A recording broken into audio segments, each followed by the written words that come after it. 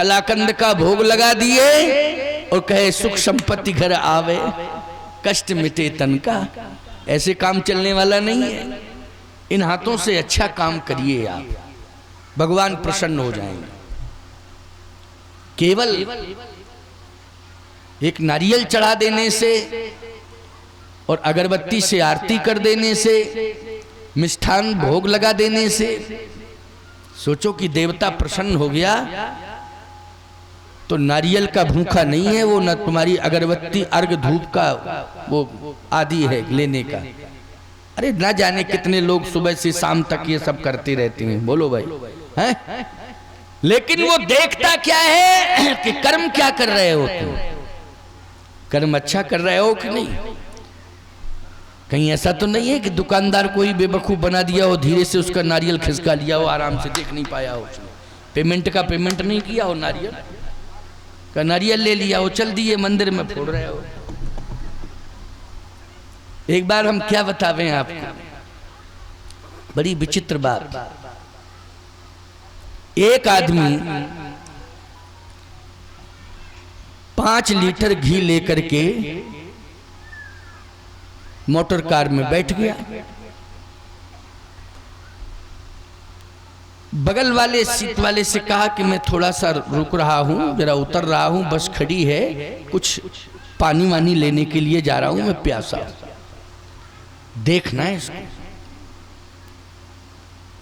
वो पानी लेने गया, वो दूसरे गेट से उतर के 5 लीटर की देसी घी की कट्टी, और ये सही बात है, वो लेके चला गया। अब बताओ भाई, रखवाला चोर हो गया। रखवाला क्या हो गया? चोर हो गया। अब उसने जाकर के वो घी गांव में भंडारा हो रहा था उसमें दे दिया और घोषणा कराई, शुद्ध घी 5 किलो शुद्ध घी अमुक अमुक ने भंडारे में दान किया।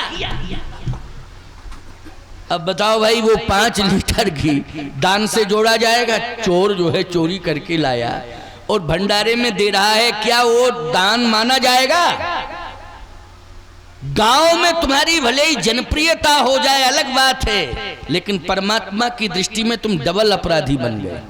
बोलो, बन गए अपराधी कि नहीं बन गए? कि तुमने एक के साथ विश्वासघात किया और तुमने उसका घी चोरी किया, और इसके बाद जनप्रियता हासिल करने के लिए तुमने देव स्थान पर भंडारे में दान किया। वो दान नहीं माना जाएगा, याद रखना। परमात्मा की दृष्टि में वो व्यक्ति अपराधी माना जाएगा और इतनी बड़ी सजा उसे परमात्मा की अदालत में मिलेगी कि प्यारे, वो जिस समय सजा पाएगा उस समय उसे पश्चाताप होगा कि मैंने क्या किया। झूठी वाहवाही लूटने के लिए किया था ये। बोलो, आज दंड हमें मिल रहा है। खबरदार, कभी भी बनावटी ना तो धर्म करना चाहिए, ना बनावटीपन में कभी रहना चाहिए, और ना ही कभी किसी को धोखा देकर के धनी मानी बनना चाहिए। इस बात का ध्यान रखो। अपने परिश्रम की कमाई से धन कमाओ, श्रम की कमाई से धन कमाना चाहिए, और अपने सम्मान को सुरक्षित करने के लिए हमें इन हाथों से अच्छा कर्म करना चाहिए। हमारा सम्मान तो भगवान के यहाँ भी सुरक्षित हो जाएगा। संसार की बात छोड़ो, भगवान के यहाँ हमारा सम्मान सुरक्षित हो जाएगा। इसलिए कथा तुम्हें प्रेरणा देती है कि निर्मल मन जन सो मोहि पावा, मोह कपट छल छिद्र न भावा। भगवान कहते हैं, मुझे मोह कपट छल छिद्र न भावा। जीवन में हम सेवा करने का संकल्प लें। अर्थ, धर्म, काम, मोक्ष, ये 4 पदार्थ हैं। अर्थ, धर्म, काम और मोक्ष। लेकिन मिलते कैसे हैं? बोले, कर तल हो पदारथ तागे,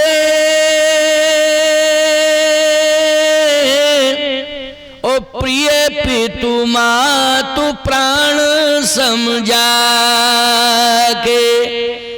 जो इन हाथों से माता पिता की सेवा करते हैं, बुजुर्गों की सेवा करते हैं, समाज की सेवा करते हैं, इन हाथों से अच्छा काम करते हैं, अर्थ धर्म काम मोक्ष ये चारों पदार्थ उसके हाथ में आ जाते हैं। रामायण का ये महामंत्र है। समझ में आई बात कि नहीं आई? ये सब करने से अर्थ धर्म काम और मोक्ष, अब चारों में सब कुछ आ गया कि नहीं आ गया? चारों में सब कुछ आ गया, अर्थ धर्म काम और मोक्ष। क्या रह गया? सब कुछ आ गया, सब कुछ मिल गया। लेकिन करतल होए पदारत्ता के प्रिय पितुमात प्राण सम जाके। इन हाथों से अच्छा काम करो, सेवा करो, सत्कर्म करो। आज गिद्धराज जटायु ने जीवन में अच्छा काम किया, इसलिए मरण सुधर गया। रामचरितमानस में महाराज दशरथ का मरण बड़ा दुखद हुआ। बोलो हुआ कि नहीं हुआ? दुखद। दशरथ जी ने तपस्या की है साहब, हजारों वर्षों तक उन्होंने तपस्या की है, लेकिन इसके बाद भी महाराज श्री दशरथ को बैकुंठ नहीं मिल पाया, स्वर्ग तक सीमित रह गए। राम राम कह राम कह, राम राम कह राम, और तन पर हरि रघुवर विरह राव गए सुरधाम। सुरधाम मानी होता है देवता जहां निवास करते हैं। देवता कहां निवास करते हैं? बैकुंठ में निवास करते हैं, ओ स्वर्ग में निवास करते हैं। बोले बैकुंठ में कौन निवास करता है? बोले बैकुंठ तो भगवान का है, भगवान ही निवास करता है, उसको बैकुंठाधिपति कहते हैं।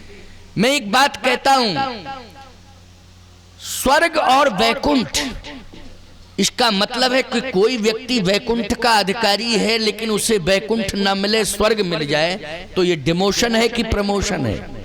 ये तो डिमोशन हो गया ना उसका, कि वैकुंठ जाना था उसे लेकिन मिल गया स्वर्ग, वैकुंठ नहीं जा पाया, रोक दिया गया, प्रमोशन रुक गया उसका। स्वर्ग में देवता निवास करते हैं, वैकुंठ में भगवान नारायण निवास करते हैं। गिद्धराज जटायु को वैकुंठ मिला, दशरथ जी को स्वर्ग मिला। मिला नहीं? राव गए सुरधाम, और गिद्धराज जी कहां गए? के तन तजतात जाहू मम धाम,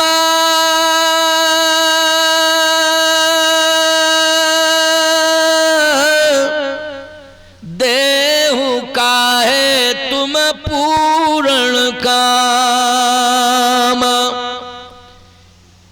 गीध देह तज धर हरि रूपा।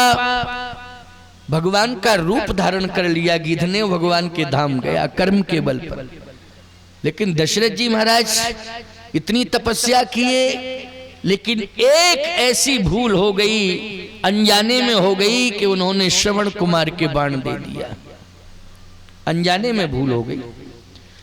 अनजाने की भूल ने तपस्या को भी निष्प्रभावी कर दिया। बोलो किया कि नहीं? तपस्या को निष्प्रभावी किया है यहाँ। अगर तपस्या में बल था तो फिर सीधा वैकुंठ जाना चाहिए था, लेकिन एक कुछ लोग कहते सगुण उपासक मोक्ष न लेहि। दशरथ जी ने मोक्ष की कामना नहीं की, क्योंकि सगुण उपासना करना चाहते थे। मैं एक बात कहता हूं, सगुण उपासक मोक्ष न लेहि, बाद में तो उनको वैकुंठ जाना ही पड़ा। 14 साल बाद, 14 साल तक रहे कहां? स्वर्ग में। इसके बाद जब रावण की मृत्यु हुई तो तहीं अवसर दशरथ तहीं आए, तने बिलोक नयन जल छाए, अनुज सहित प्रभु वंदन कीना, आशीर्वाद पिता तो दीना। लंका में आए, बोलो है लंका में कि नहीं आए? मैं आपसे पूछना चाहता हूं, चलिए कोई बात नहीं, मोक्ष की कामना नहीं कर रहे थे इसलिए वो स्वर्ग में रहे, लेकिन लंका में क्यों आए? उस समय आना चाहिए था जब सीता जी का हरण हो रहा था, आने की क्षमता थी, तो जैसे गिदराज जटायु रक्षा के लिए आ गए, वैसे दशरथ जी को आना चाहिए था रक्षा करने के लिए, आना चाहिए था कि नहीं? लंका में आ गए, और कब आए? जब राक्षस मर गए तब आए लंका में। बोलो आए कि नहीं आए? अरे भाई लंका में तब क्यों आए? जब सीता का हरण हो रहा था तब क्यों नहीं आए? तब आने की ताकत थी, आने की क्षमता थी, तो आना चाहिए था ना, लेकिन नहीं आए। अगर उस समय आ गए होते तो ये इतिहास रक्षा वाला जुड़ गया होता, जो गिदराज जटायु के साथ जुड़ा है वो दशरथ जी के साथ जुड़ गया होता कि नहीं जुड़ गया होता है? लेकिन इस सत्कर्म से वंचित हो गए दशरथ जी। ऐसी सगुण उपासना किस काम की है कि जिन हाथों से सत्कर्म न होने पावे। समझ रहे हो कि नहीं? इन हाथों से सत्कर्म न होने पावे, ऐसी सगुण उपासना मैं मानता हूं कि किसी काम की नहीं, कि केवल हम तिलक लगा लें, कपड़े पहन लें और बहुत सुंदर एक दरबार सजा लें भगवान का, और दिन भर बैठे बैठे बस पुष्प चढ़ाते रहें और आरती उतारते रहें, बस इतना ही पर्याप्त नहीं। हमें चिंतन करना पड़ेगा, हमें मनन करना पड़ेगा, हमें विचार करना पड़ेगा कि भगवान से कितने लोग दूर होते जा रहे हैं।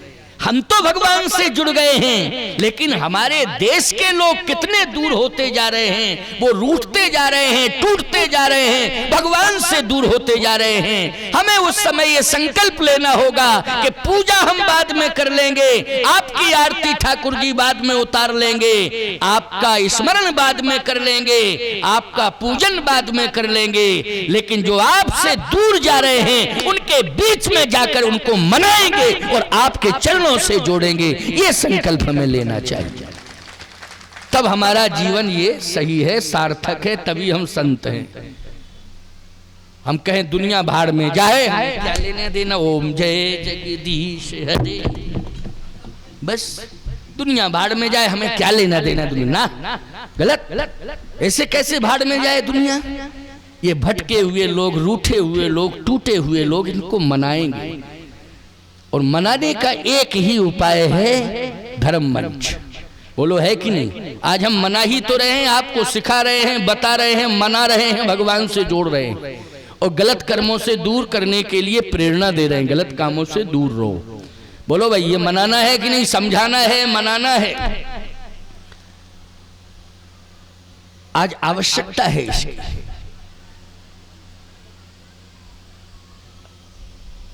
दशरथ जी महाराज का मरण श्रवण कुमार के वध के कारण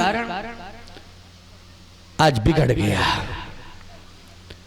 और उन्होंने स्वर्ग में रहकर वो समय बिताया 14 साल तक। इसके बाद उनको मोक्ष मिला। मोक्ष तो मिला है, ऐसा नहीं कि मोक्ष ही नहीं मिला है।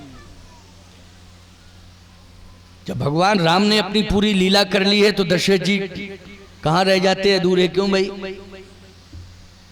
लेकिन मैं आपसे पूछना चाहता हूं,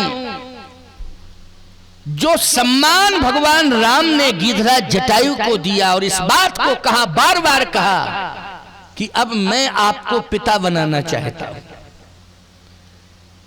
क्यों बनाना चाहते हैं आप पिता? भगवान राम ने कहा कि मैं आपके चरणों की सेवा करना चाहता हूं पुत्र बन के। गजब की बात साहब, बोलो, एक पक्षी सड़ा मांस खाने वाला है, लेकिन भगवान क्या कह रहे? राम कह रहे, जिसको तुम ईश्वर मानते हो, है, जिसके प्रति तुम्हारा तरसते हो कि दर्शन मिल जाए, दर्शन, वो कह रहा है। तुलसी साहित्य प्रमाण है इसका, मैं अपनी तरफ से थोड़ी कह रहा, तुलसी साहित्य प्रमाण है। क्या? मोरे जान तात कछुक दिन जीजे, गीतावली, तुलसी साहित्य गीतावली में लिखा है। भगवान राम प्रार्थना कर रहे हैं, मोरे जान तात कछुक दिन जीजे। क्यों? राम जी ने कहा मैं भी अपने हाथों से अपना कर्म और सजा लूं, संभाल लूं, कर्म कैसे सजेगा संभरेगा? लीजिए आप सुवन सेवा सुख, मोहि पितु को सुख दीजिए। आपने ऐसा कर्म किया है कि ये राम चाहता है कि राम अपने हाथों से आपके चरणों की सेवा कर ले। बोलो भाई, राम चाह रहा है कि आपके चरणों की सेवा कर ले राम अपने हाथों से। ये तुलसी साहित्य में लिखा हुआ है, किसी और कवि ने नहीं लिखा है। सपने उस सांचे मोह पर जो हरि गौर पसाओ, भगवान शंकर प्रमाणित करके कह रहे हैं। तुलसी के 12 ग्रंथों पर भगवान शंकर ने हस्ताक्षर किए हैं और ये कहा है कि इसको केवल साहित्य मत मानना, ये महामंत्र है। क्या है? ये महामंत्र है, इसको केवल साहित्य मत मानना। बात समझ में आ रही है कि नहीं? मोरे जान तात कछुक दिन जीजे, लीजिए आप सुवन सेवा सुख। सुवन मानी क्या होता है? पुत्र होता है ना। लीजिए आप संबोधन कर रहे हैं गिरिराज जटायु के लिए। आप सुवन में पुत्र बन करके सुवन सेवा सुख, मोहि पितु को सुख दीजिए। आप पिता बन जाएं और मैं पुत्र बन करके आपकी सेवा कर लूं, इससे मुझे हार्दिक प्रसन्नता हो।